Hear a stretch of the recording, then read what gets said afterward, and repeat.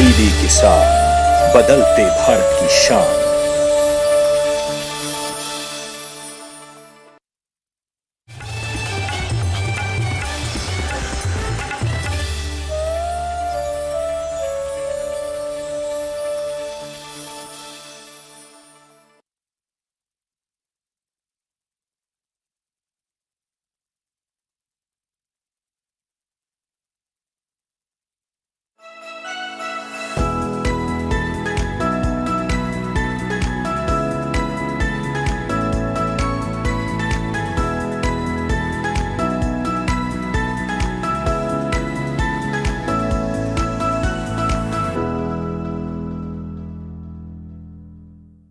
नमस्कार, आप देख रहे हैं दूरदर्शन किसान कृषि दर्शन कार्यक्रम में। स्वागत है आप सभी का। मैं हूं आदिति शर्मा।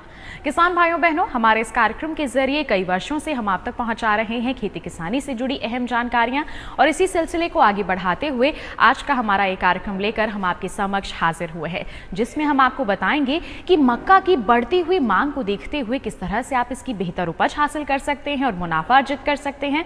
साथ ही आपकी मुलाकात करवाएंगे पद्मश्री पुरस्कार से सम्मानित एक प्रगतिशील किसान नानाद्रो बी मारक से, और साथ ही साथ एक डिजिटल प्लेटफॉर्म जो हाल ही में लॉन्च किया गया है किसान सारथी, उसके संदर्भ में भी आपको जानकारी देंगे। तो फिर आइए आज के अंक की शुरुआत करते हैं। आइए किसान भाइयों बहनों, कार्यक्रम की शुरुआत करें हमारे पहले सेगमेंट विज्ञान और किसान के साथ, जिसमें हम आपको बताएंगे कि खेती किसानी के क्षेत्र में उन्नति के लिए किस तरह के कदम आप उठा सकते हैं। हमारे देश में मक्का की खेती काफ़ी अच्छे स्तर पर की जाती है। एक तो इसकी मांग काफ़ी अच्छी रहती है क्योंकि इसे मोटे अनाज के साथ साथ हरे चारे के रूप में भी इस्तेमाल किया जाता है। बता दें आपको कि इसकी खेती में नई नई तकनीकों का इस्तेमाल हो रहा है, नई नई प्रणालियों को हमारे किसान अपना रहे हैं। हरियाणा क्षेत्र में इसकी अच्छी उपज हासिल करने के लिए एक नई प्रणाली यहाँ पर तैयार की गई है, जिसका इस्तेमाल हमारे यहाँ के किसान कर रहे हैं। किस तरह से इस प्रणाली को अपनाकर आप भी इससे अच्छा उत्पादन हासिल कर सकते हैं, आइए जानते हैं।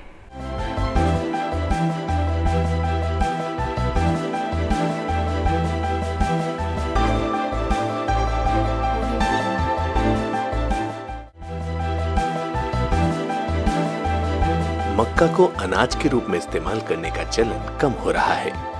मक्के दी रोटी और चने के साग का कॉम्बिनेशन अब गुजरे जमाने की बात होती जा रही है, लेकिन कई दूसरे कामों में बढ़ती मांग से मक्का को नया जीवन भी मिला है। खासतौर से हरा चारा, पोल्ट्री उद्योग, एथेनॉल और बेबी कॉर्न ने मक्का की उपयोगिता को कम नहीं होने दिया। कमाल की बात यह है कि इसे रबी, खरीफ और बसंत तीनों मौसमों में उगाया जा रहा है। हरियाणा में चावल, गेहूं, कपास, गेहूं, परती तोरिया, सरसों और गन्ना प्रमुख फसल प्रणालियां हैं। राज्य के उत्तर पूर्वी क्षेत्रों में चावल, गेहूं मुख्य फसल प्रणाली है, लेकिन यहाँ जल स्तर गिरने की वजह से इस प्रणाली में बदलाव की जरूरत महसूस की जा रही है। इस समस्या के समाधान के लिए मक्का बेहतर विकल्प है। राज्य में फसल पैटर्न में बदलाव के कारण सिंचाई सुविधाओं में बढ़ोतरी हुई है। अभी खरीफ का समय है। बेहतर पैदावार के लिए 20 जुलाई तक इसकी बुआई पूरी कर लें। बुआई के लिए खेत तैयार करते समय 12 से 15 सेंटीमीटर तक गहरी जुताई करें, जिससे मिट्टी की सतह के जीवांश और पत्तियां मिट्टी में मिल जाएं। इसके बाद हरी खाद या कंपोस्ट नीचे दबा दें और 4 जुताई और 6 बार सुहागा लगाकर मिट्टी को भुरभुरा बना लें। आमतौर पर प्रति एकड़ 7 से 8 किलो संकर बीज पर्याप्त रहता है। मिट्टी और बीज जनित रोगों से बचने के लिए बीजोपचार जरूर कर लें। मक्का मेड़ों पर या फिर कतारों में ही बोई जानी चाहिए। कतार से कतार की दूरी 75 सेंटीमीटर, जबकि पौधे से पौधे का फासला 20 सेंटीमीटर रखें। बुआई के बाद हल्की सिंचाई करें और जैसे ही खेत में पांव जमने लगे एट्राजिन का छिड़काव कर दें। इससे खेत में खरपतवार नहीं उगेंगे। मक्का में हल्की सिंचाई बार बार करते रहें, खास तौर से जब पौधे छोटे हों या उनकी ऊंचाई घुटनों के बराबर हो जाए या झंडा आने लगे या फिर दाने भरने की अवस्था में सिंचाई जरूर करनी चाहिए। औसत उपजाऊ जमीन में संकर किस्मों के लिए प्रति एकड़ 60 किलो नाइट्रोजन, 25 किलो फास्फोरस और 25 किलो पोटाश की जरूरत होगी। फास्फोरस और पोटाश की पूरी खुराक बुआई के समय ही दे दें, जबकि नाइट्रोजन की खुराक को 3 बराबर हिस्सों में बांटें। पहला हिस्सा बुआई के समय दूसरा घुटनों की ऊंचाई तक फसल होने पर और तीसरा झंडे आने पर दें। बुआई के दौरान ही 10 किलो जिंक सल्फेट देने की भी सिफारिश की जाती है। अगर फसल को बालों वाली सुंडी लग जाए तो सुंडियों वाले पत्ते समेत तोड़कर नष्ट कर दें। इसके अलावा स्लेटी सुंडी और थ्रिप्स जैसे कीट भी मक्का की फसल में लग सकते हैं। जब भुट्टे के ऊपर का छिलका पीला पड़ जाए तो समझ लीजिए कि फसल पककर तैयार है। हालांकि इस समय पत्ते और तना हरा ही दिखाई देगा। तने का जो भाग हरा है उसे पशुओं के चारे में इस्तेमाल किया जा सकता है। अब कार्यक्रम में वक्त हो चला है कृषि कैलेंडर पर नजर डालने का। तो इस वर्तमान समय की हम बात करें तो इसमें आप मूंगफली के संदर्भ में किस तरह के कार्य कर सकते हैं, किस तरह से अच्छा उत्पादन हासिल कर सकते हैं, जानने के लिए आइए नजर डालें इस माह के कृषि कैलेंडर पर। मूंगफली की बुआई के लिए जुलाई माह अनुकूल रहता है। मूंगफली की बुआई के लिए कम वर्षा वाले क्षेत्रों में भी 2-3 सिंचाई करना बेहद जरूरी है। मूंगफली की फसल में फूल और फल आने पर सिंचाई अवश्य करनी चाहिए। फसल में शुरुआत से खरपतवार, कीट और रोग नियंत्रण कार्य करते रहें। हानिकारक कीड़ों जैसे कि कतरा के अंडों तथा छोटी सुंडियों को इकट्ठा करके नष्ट कर दें। बड़ी सुंडियों की रोकथाम के लिए 700 मिलीलीटर एंडोसल्फान 36 EC को 270 लीटर पानी में घोल बनाकर फसल पर छिड़काव करें। सफेद लट और दीमक की रोकथाम के लिए 17 मिलीलीटर क्लोरोपाइरीफॉस 20 EC से बीज उपचार करके ही बुआई करें। फसल में चेपा का प्रकोप दिखने पर 200 मिलीलीटर मेलाथियान 70 EC को 200 लीटर पानी में घोलकर प्रति एकड़ फसल पर छिड़काव करें। इसी के साथ कार्यक्रम में वक्त हो चला है एक छोटे से ब्रेक का। आप कहीं मत जाइए, ब्रेक के बाद हम आपको दिखाएंगे हमारा अगला सेगमेंट कृषि स्टार्टअप। बने रहिए दूरदर्शन किसान पर और देखते रहिए हमारा कार्यक्रम कृषि दर्शन।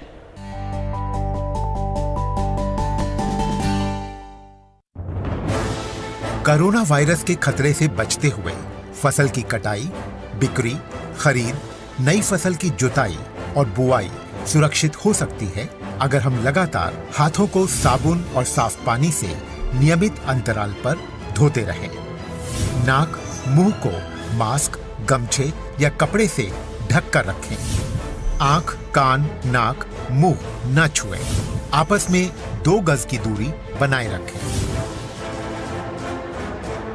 मास्क और 2 गज की दूरी के मंत्र को अभी हमें छोड़ना नहीं है।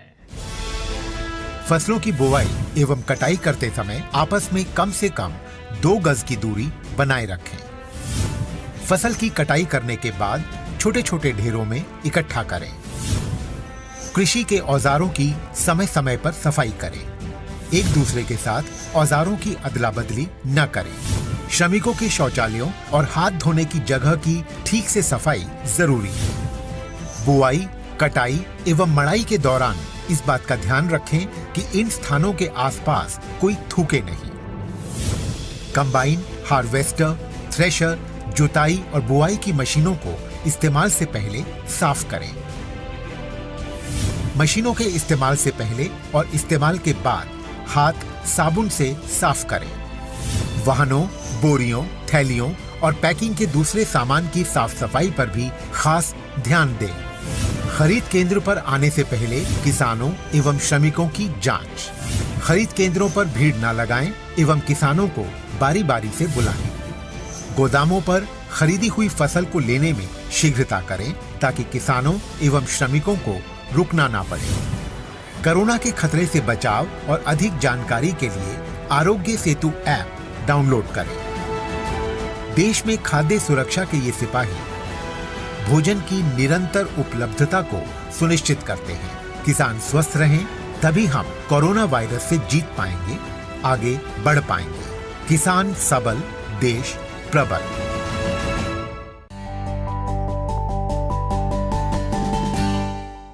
ब्रेक के बाद दूरदर्शन किसान के कृषि दर्शन कार्यक्रम में आप सभी का फिर से स्वागत है। अब कार्यक्रम में वक्त है कृषि स्टार्टअप सेगमेंट का, जिसमें हम आपकी मुलाकात करवाते हैं हमारे प्रगतिशील किसान से।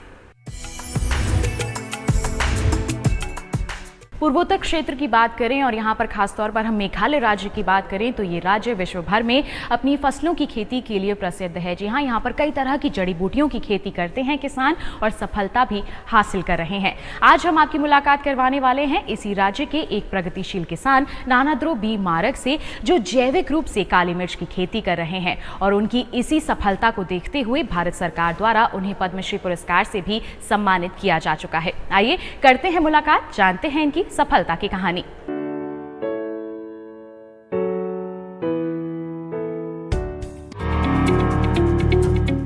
नानाद्रो बी मारक जैविक खेती के तहत काली मिर्च की खेती करते हैं। इनका घर त्रिकिकिला ब्लॉक, पश्चिम गारो हिल्स जिले, मेघालय की धुंध भरी पहाड़ियों में बसा है। जैसे ही कोई उनके परिसर में प्रवेश करता है, उसे तेज हवाओं के साथ काली मिर्च के पेड़ों और मसालों की सुगंध आती है। इन्हें 1980 के दशक में अपने ससुराल से 5 हेक्टेयर खेत विरासत में मिले थे, जिसमें इन्होंने काली मिर्च के लगभग 3400 पेड़ लगाए। नानाद्रो बी मारक 61 वर्षीय वेस्ट गारो हिल्स के एक अग्रणी किसान हैं। इन्होंने पहली बार किरामुंडा किस्म की काली मिर्च लगाई, जो मध्यम आकार की होती है। इन्होंने 10,000 रुपए की लागत से खेती शुरू की थी, जिसमें इन्होंने करीब 100 पेड़ लगाए। साथ ही इन्होंने हर गुजरते साल में पेड़ों की संख्या भी बढ़ाई। अपने क्षेत्र के किसानों के विपरीत जाकर इन्होंने खेती में हानिकारक रसायनों से फसल को बचाने की भरपूर कोशिश की और नुकसान से बचने के लिए इन्होंने पर्यावरण के अनुकूल विकल्प का चुनाव किया। शुरुआती दिनों में संसाधनों की कमी के बावजूद जंगलों और वहां की जमीन की अहमियत को समझते हुए खेती करनी शुरू की और हार न मानते हुए आगे बढ़ते गए। राज्य कृषि और बागवानी विभाग की मदद और अपने अथक प्रयासों से इन्होंने जिला के किसानों की आर्थिक स्थिति सुधारने में भी मदद की है। इनके द्वारा उपजाई गई काली मिर्च की मांग दुनिया भर से है। नानाद्रो मारक ने जैविक विधि से काली मिर्च की खेती कर मिसाल कायम की है। इतना ही नहीं, इन्होंने अपने बागान से 2019 में 17 लाख रुपए की लागत अर्जित करके नया मुकाम हासिल किया है। यही कारण है कि भारत सरकार ने नानाद्रो बी मारक की खेती के क्षेत्र में की गई कड़ी मेहनत और लगन को देखते हुए इनकी सराहना की है। साथ ही 72वें गणतंत्र दिवस समारोह के अवसर पर नानाद्रो बी मारक को जैविक विधि को बढ़ावा देने और देश के अन्य किसानों के लिए प्रेरणा स्रोत बनने के लिए इन्हें पद्मश्री पुरस्कार से सम्मानित करने का फैसला किया है।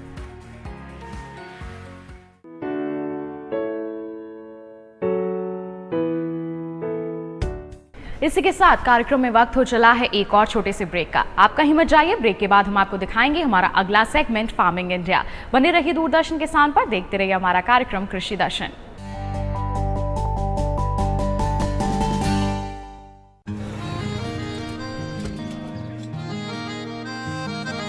क्या बात है भाई, आजकल तो काफी खुश नजर आ रहे हो। क्यों ना हो, अब मैं ऑर्गेनिक खेती जो कर रहा हूँ, ये पूरा प्राकृतिक है, ऑर्गेनिक है। इसमें हमारे खेत, हमारी फसल और हमारी जेब सब फायदे में होते हैं और इसमें लागत भी कम है। जी हाँ, आप भी ऑर्गेनिक खाद का प्रयोग करें, अपनी फसल और मिट्टी को तंदुरुस्त बनाएं और आपकी आमदनी में इजाफा करें। अधिक जानकारी के लिए किसान call centre toll free number 1800-180-1551 पर कॉल करें और लॉग ऑन करें kisan.gov.in और farmer.gov.in। कृषि और किसान कल्याण मंत्रालय द्वारा किसान हित में जारी।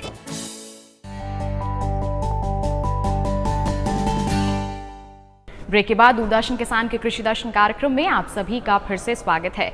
अब कार्यक्रम में वक्त है फार्मिंग इंडिया सेगमेंट का, जिसमें हम आपको जानकारी देंगे खेती किसानी के क्षेत्र में हो रही गतिविधियों की। किसान भाइयों बहनों, खरीफ धान की अगर हम बात करें तो कई किसान ऐसे हैं जो इसकी रुपाई का कार्य कर चुके हैं, लेकिन अभी भी कुछ किसान इस दिशा में कार्य कर रहे हैं। आगे चलकर अच्छा उत्पादन मिल सके, अच्छी गुणवत्ता रहे धान की, इसके लिए किस तरह के कृषि कार्य आपको करने की जरूरत है, इस संदर्भ में जानकारी दे रहे हैं पूसा के कृषि वैज्ञानिक डॉक्टर वाई शिवे। आइए दिखाते हैं आपको।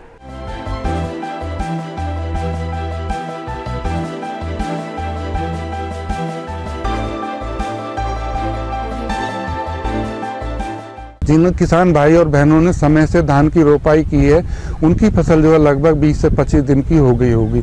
तो इस समय जो है मुख्य शस्य क्रिया जो है इस बात का ध्यान रखना पोषक तत्व प्रबंधन। यदि हम गोबर की गली सड़ी खाद डाल रहे हैं तो 10 से 12 टन रोपाई के समय डाल देनी चाहिए। लेकिन नाइट्रोजन की जो है हमारी मात्रा लगभग 130 से 140 किलोग्राम जो अधिक उत्पादन देने वाली फसलें हैं, लंबी अवधि की किस्में हैं, उनके लिए ज़रूरत पड़ती है। इसी के साथ साथ जो है 50 से 60 किलोग्राम फास्फोरस, 40 से 50 किलोग्राम पोटास, 20 से 25 किलोग्राम जिंक सल्फेट की। जब हम लास्ट पडलिंग करते हैं उस समय जो है हम पडलिंग करने से पहले जो है पूरी फास्फोरस की मात्रा सिंगल सुपर फॉस्फेट के रूप में, क्योंकि सिंगल सुपर फॉस्फेट से हमको फास्फोरस के साथ साथ सल्फर भी मिलती है, तो हमारे दोनों पोषक तत्वों की आपूर्ति सिंगल सुपर फॉस्फेट से हो जाती है। पोटास की जो है म्यूरेट ऑफ पोटास से देना चाहिए, और जिंक को जो हमको जिंक सल्फेट हेप्टाहाइड्रेट जो 21% का जिंक आता है, क्योंकि उसमें सल्फर भी होती है, जिंक भी होती है, तो हमको लास्ट पडलिंग के समय डाल देना चाहिए। लेकिन नाइट्रोजन को जो हमको उस समय नहीं देना चाहिए, बल्कि रोपाई के जो है हमको लगभग 6 से 8 दिन बाद देना चाहिए, ताकि हमारे जो है पौधे जड़ें मजबूत हो जाएं और जड़ें जो हैं हमारी नाइट्रोजन को लेने की क्षमता रखें। तो इस तरीके से हम नाइट्रोजन को 3 भागों में बांट कर देंगे, अर्थात पहली डोज जो है 6 से 8 दिन बाद, दूसरी डोज जो है 25 से 30 दिन रोपाई के बाद देनी है, और जो हमारी 1/3 भाग बची हुई है उसको जो है हम 50 से 60 दिन बाद देनी चाहिए। बासमती धान के लिए मैं बताना चाहूँगा थोड़ी नाइट्रोजन की कम ज़रूरत पड़ती है, क्योंकि उनकी ग्रोथ ज़्यादा होती है। विशेषकर जैसे हम पूसा बासमती 1121 लेते हैं, पूसा बासमती नंबर 1 लेते हैं, पूसा बासमती 1612 लेते हैं, या पूसा बासमती 1401, पूसा बासमती 1460, इन किस्मों को लेते हैं, तो इनमें नाइट्रोजन की लगभग 100 से 110 किलोग्राम नाइट्रोजन की मात्रा की जरूरत पड़ती है।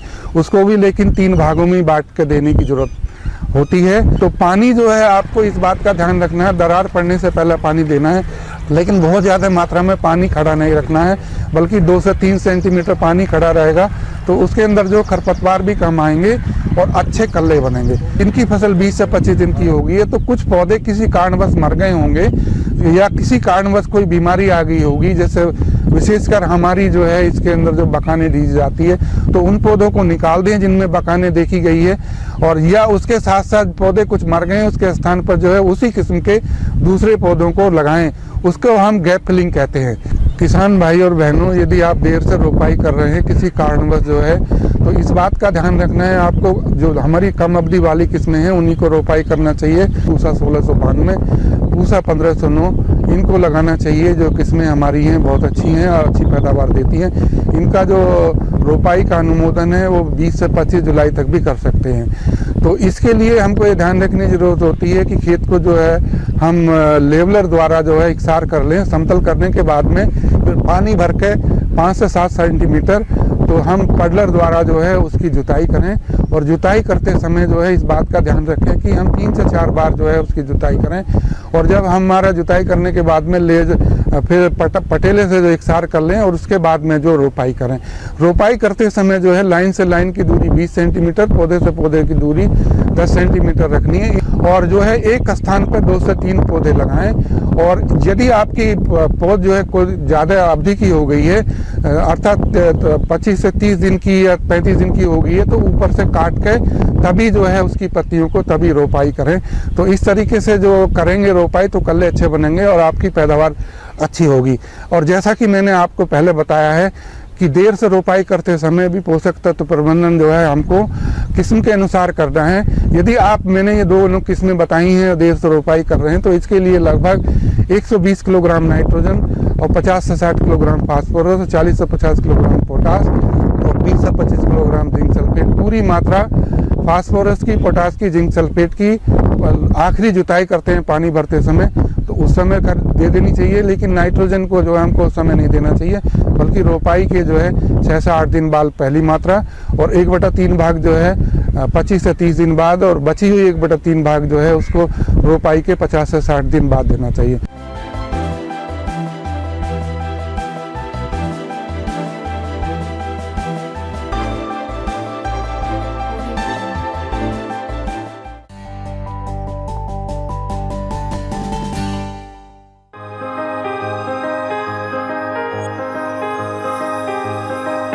कृषि क्षेत्र को बेहतर बनाने के लिए अवसंरचना यानी बुनियादी ढांचा बहुत ही महत्वपूर्ण है।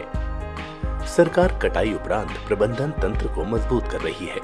इसके लिए लॉकडाउन के दौरान वित्त मंत्री ने 1 लाख करोड़ रुपए के कृषि अवसंरचना कोष का ऐलान किया था। ये रकम बैंकों और वित्तीय संस्थानों के माध्यम से ऋण के तौर पर दी जानी है। आम किसानों के अलावा प्राथमिक कृषि ऋण सोसाइटी, विपणन सहकारिता सोसाइटी, कृषि उत्पादक संगठन, स्वयं सहायता समूह, बहुउद्देशीय सहकारिता सोसाइटी, कृषि उद्यम और स्टार्टअप इसके माध्यम से ऋण ले सकते हैं।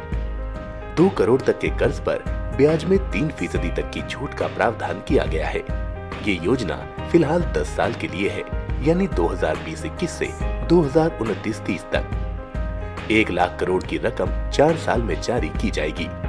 पहले साल 10,000 करोड़ रुपए और फिर अगले 3 वित्तीय वर्षों में 30-30 हजार करोड़। भारत की 58% जनसंख्या की रोजी रोटी का दारोमदार कृषि और उससे जुड़े व्यवसायों पर है। ज्यादातर किसानों की सालाना आय बहुत कम है। कटाई उपरांत सही बुनियादी ढांचा न होने की वजह से 15 से 20% उपज बर्बाद हो जाती है, जबकि दूसरे देशों में यह आंकड़ा 5 से 15% है। कृषि अवसंरचना कोष का उद्देश्य ऐसे ढांचे का विकास करना है जिसमें किसान अपनी उपज बिना बिचौलिए के सीधे बेच सके और कटाई के उपरांत उनकी फसल में बर्बादी भी कम हो। इससे निश्चित तौर पर उनकी आमदनी बढ़ेगी। कृषि अवसंरचना कोष ग्रामीण क्षेत्रों में भंडार गृहों, शीत गृहों, पैक हाउस के निर्माण और उनके विकास के अलावा बाजार व्यवस्था को दुरुस्त करने पर खर्च होना है। साथ ही प्रसंस्करण इकाइयां भी इसका लाभ उठा सकती हैं। प्रसंस्करण से फसलों का मूल्यवर्धन होगा और भंडार गृहों के निर्माण से किसान को अपनी फसल रोक कर रखने में मदद मिलेगी। फसल को रोकने का फायदा ये होगा कि बाजार में जब भी बेहतर भाव होगा तब वो फसल बेच सकेंगे। हमारे किसान केवल खेती किसानी तक ही सीमित ना रहें बल्कि तकनीकों से भी जुड़ें। इसके लिए कई तरह की मोबाइल ऐप्स यहाँ पर विकसित की गई हैं उनकी सहूलियत के लिए। उन्हीं में से एक मोबाइल ऐप है किसान सारथी ऐप। किस तरह से ये हमारे किसानों के लिए फायदेमंद साबित हो सकती है, कैसे हमारे किसान इससे जुड़ सकते हैं, आइए जानते हैं। किसान सारथी मोबाइल ऐप केंद्रीय कृषि एवं किसान कल्याण मंत्री और केंद्रीय इलेक्ट्रॉनिक्स एवं सूचना प्रौद्योगिकी मंत्री द्वारा संयुक्त रूप से लॉन्च किया गया है। ये ऐप किसानों को उनकी वांछित भाषा में सही समय पर सही जानकारी प्राप्त करने की सुविधा प्रदान करेगा। ये डिजिटल प्लेटफॉर्म पर किसानों को कृषि विज्ञान केंद्रों के वैज्ञानिकों से सीधे जुड़ने में सक्षम बनाएगा। इसके जरिए किसान कृषि और संबंधित क्षेत्रों पर वार्ता करने और खेती किसानी से संबंधित सलाह प्राप्त कर सकेंगे। ये ऐप किसानों को लाइव कॉल, किसान पंजीकरण, मैसेजिंग और नई कृषि सीखने की सुविधा भी प्रदान करता है। किसान सारथी की मदद से किसान अच्छी फसल, उपज की सही रकम और भी कई मूलभूत चीजों की जानकारी हासिल कर पाएंगे। किसान सारथी से मिली जानकारी से किसान और व्यापारी आसानी से फसलों की खरीद और बिक्री कर सकेंगे। इस ऐप की मदद से किसान अपनी फसल और सब्जियों को भी सही दामों पर और सही स्थान पर बेच सकेंगे। किसान सारथी पर किसानों की दैनिक गतिविधियों पर अधिकारियों की भी सीधी निगरानी रहेगी। अब कार्यक्रम में वक्त है हमारी ट्विटर प्लेट पर नजर डालने का। तो खेती किसानी के संदर्भ में क्या कुछ खास जानकारी हमारी ट्विटर प्लेट पर दिखाई जा रही है, आइए देखते हैं। सरकार ने लॉन्च किया किसान सारथी मोबाइल ऐप, एक ऐसा डिजिटल प्लेटफॉर्म जो किसानों को सही समय पर सही जानकारी प्राप्त करने की सुविधा देता है। किसान अब अपनी भाषा में कृषि विज्ञान केंद्र के वैज्ञानिकों से सीधे कृषि और संबंधित क्षेत्रों पर व्यक्तिगत सलाह प्रदान कर सकते हैं। इसी के साथ किसान भाइयों बहनों, आज के हमारे इस कार्यक्रम में बस इतना ही। हम उम्मीद करते हैं आज के कार्यक्रम में दी गई जानकारियों से आप जरूर लाभान्वित होंगे और साथ ही आपको एक विशेष जानकारी दे दें कि हमारा ये कार्यक्रम आप हमारे YouTube चैनल के जरिए भी देख सकते हैं। टीवी स्क्रीन पर दिखाए जा रहे QR कोड को स्कैन कीजिए और अपने मोबाइल फोन पर ही आप किसी भी समय देख सकते हैं हमारा कार्यक्रम कृषि दर्शन और कृषि जगत से जुड़ी जानकारियां हासिल कर सकते हैं। और साथ ही साथ किसान भाइयों बहनों, आपको बता दें, आप हमसे जुड़ना चाहते हैं, आप अपने सवाल हम तक पहुंचाना चाहते हैं तो आप हमें पत्र लिख सकते हैं।